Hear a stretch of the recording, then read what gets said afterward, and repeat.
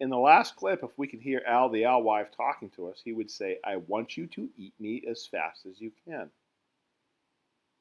Wait, what? So as crazy as this might sound about Al the alewife, here's some important things you need to know about Al.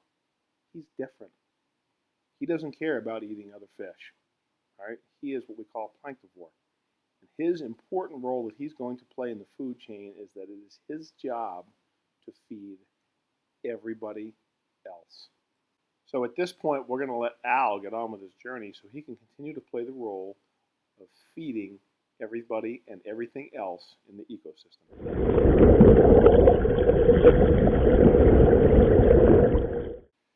If everything works out the way it should for Al, this leg of his journey will be complete on the kind of shoreline that he was probably born on here on Patees Pond in Winslow. All right, a weedy cove with a little bit of structure and hopefully lots and lots of weeds.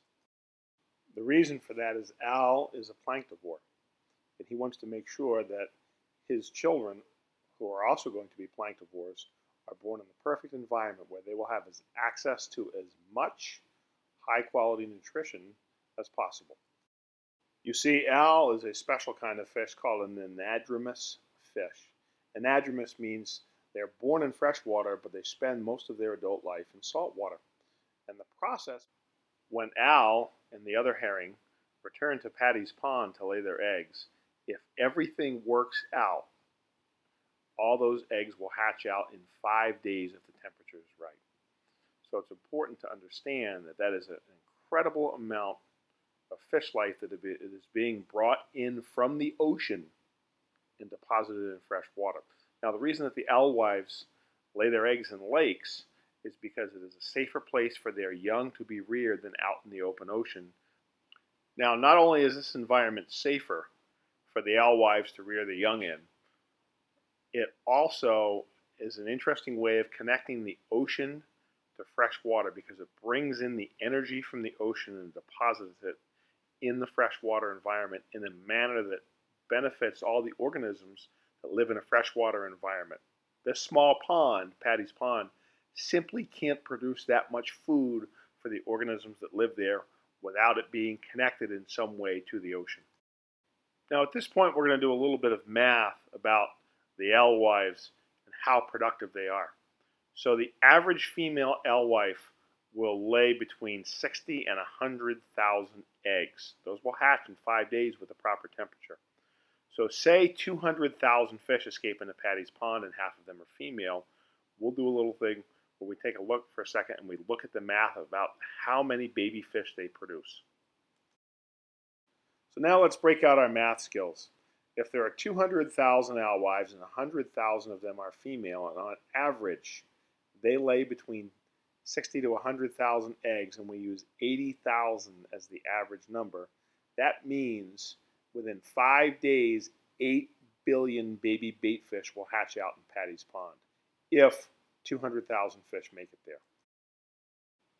Now right after hatching, those fish immediately are very, very hungry, and they begin to feed on zooplankton. Zooplankton are tiny microscopic organisms that swarm around in fresh water.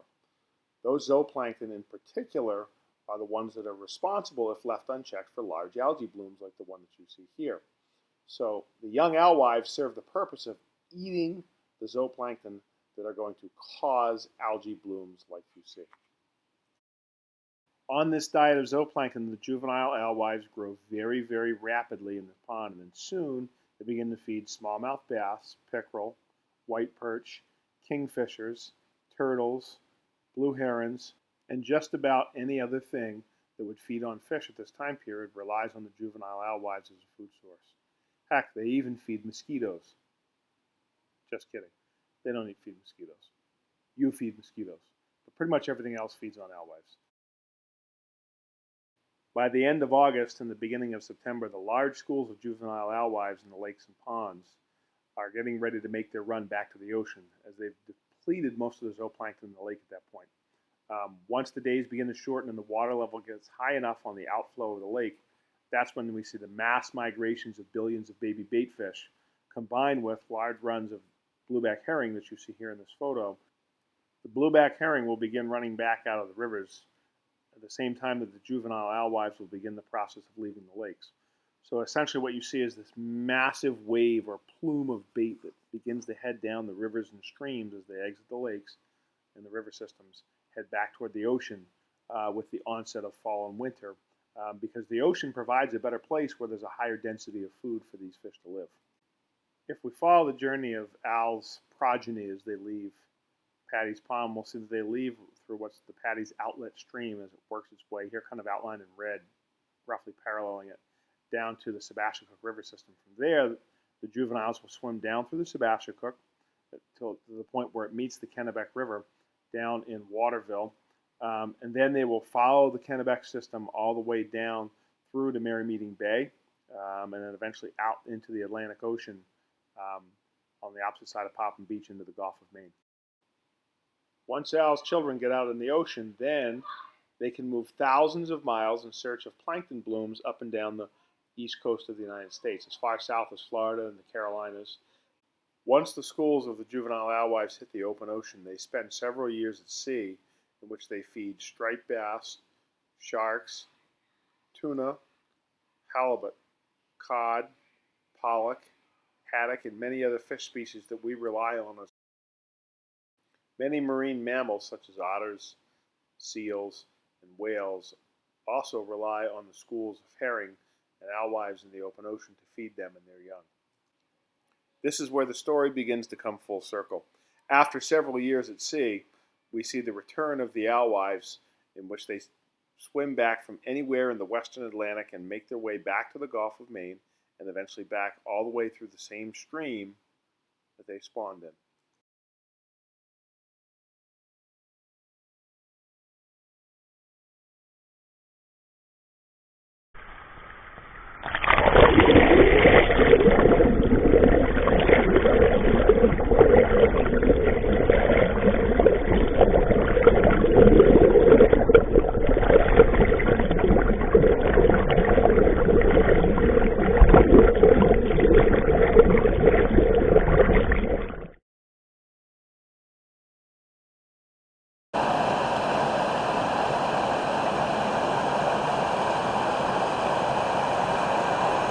Watch out, buddy.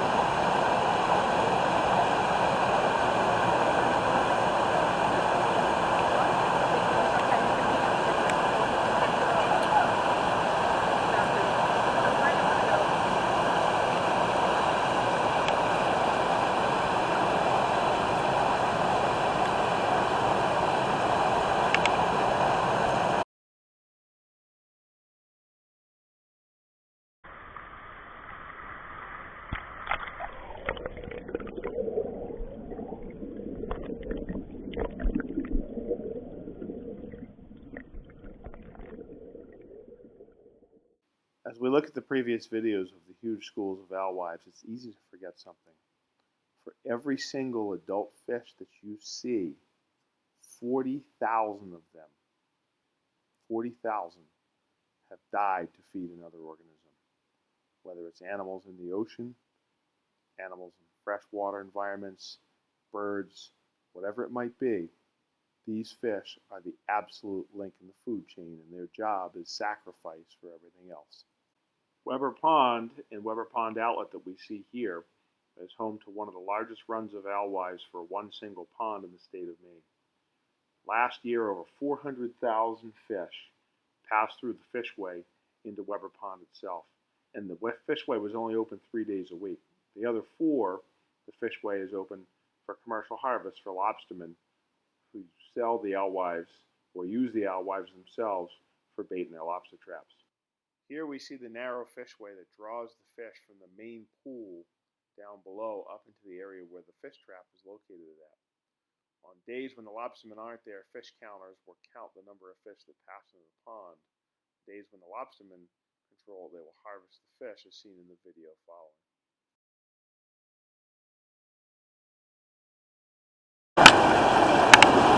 Yeah, we're not competitive. No, it wasn't this way last year. No.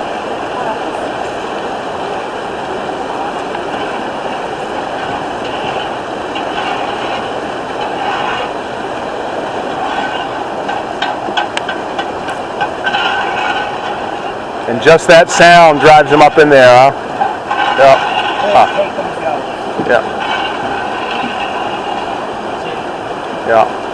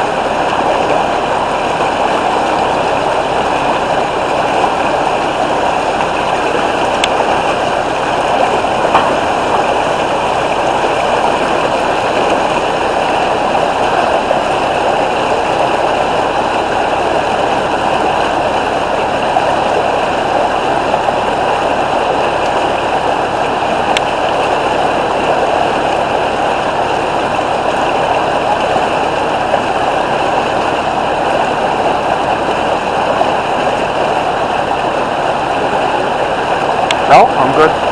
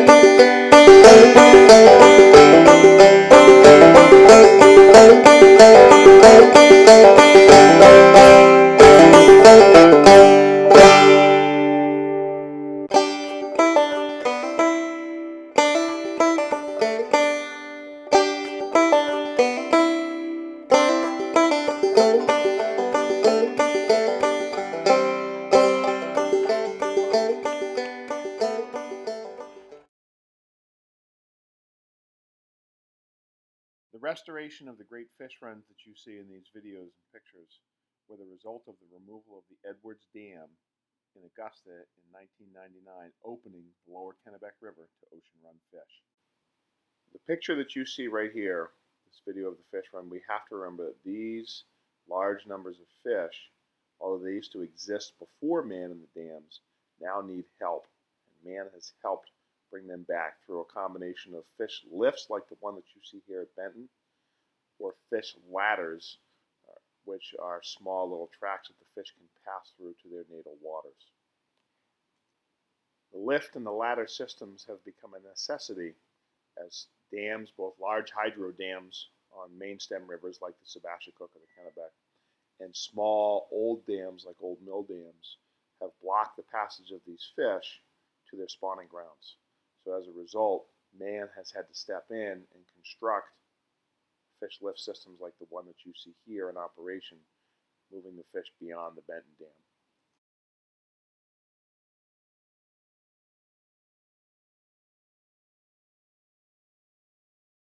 Once the fish leave the lift system, they will go into a raceway that you see right here, in which eventually they will make their way upstream through a series of PVC tubes that have electronic counters that give the biologist an accurate count of the number of fish that are moving upstream into the Sebasticook River system. Not all fish passage is achieved through large projects like the one you saw previously. In many cases, it's small volunteer efforts like the wooden ladders that we see here that were installed by volunteers and built by students originally at the Skowhegan Middle School. Through the work of volunteers like the ones that you see here and environmental groups, power companies, we're going to continue to see a growth and regrowth of the fish runs on the river systems here in Maine as the numbers continue to climb and good work is done to bring them back. So when we see large birds of prey like the ospreys and the eagles feeding in the rivers around here, or we ourselves enjoy sport fishing for large predatory fish like bluefish or stripers here in central Maine, we have to remember that that is the result of the alewife playing their role in the ecosystem. So whether it's as food for people, predatory fish, or birds of prey, or any other organisms that feed on alewives, the alewife is returning to its role as the vital link here in the state of Maine between the ocean, fresh water, and all the organisms that rely on both. Now our story about Al has come full circle. From Patees Pond in Maine, down through the Sebasticook River system, through the Kennebec system, out into the Gulf of Maine, up and down the eastern seaboard of the United States, and finally returning back through the Kennebec River and the Sebasticook, all the way back to where he was born to lay his eggs and keep the cycle going. Al's journey is an example of the incredible connection between salt water, fresh water, and all the organisms in between. So I urge you, students, to get out and see the great fish runs in the Sebasticook and the Kennebec River and all the streams that feed it, and watch the process of the restoration of the fisheries and history unfolding right here in your backyard in Maine.